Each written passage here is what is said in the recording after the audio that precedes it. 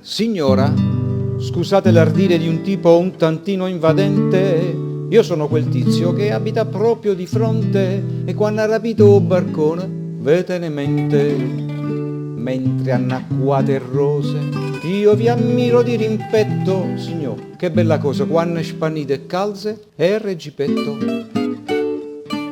Vostro marito Cosimo Pellecchia è veramente un uomo fortunato che bella mogliettina s'ha trovato con i suoi 70 anni e forse più. Signor, scusate una curiosità, chi ve lo dà? Chi ve lo dà? O coraggio di supportà un marito che l'età? Come? Vivete solo per i fiori? Signor, facetemi un favore, va, spiegatemi sto fatto come va. Qualcuno certamente ve lo dà, ve lo dà, ve lo dà. O coraggio di supportà un marito che l'età.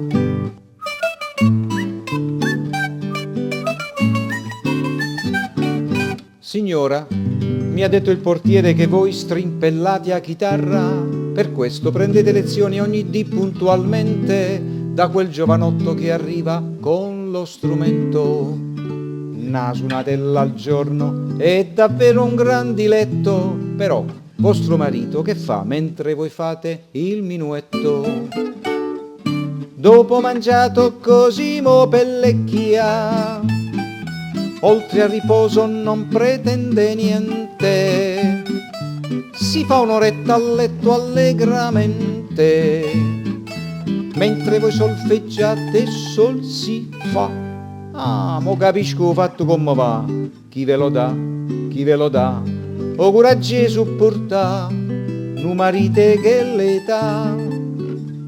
Certo, la vita è dura di ogni cuore, ci sono momenti di dolore e tutti i giorni poi sullo va arriva il professore e ve lo dà, ve lo dà, ve lo dà, o coraggio di supportà un marito che l'età.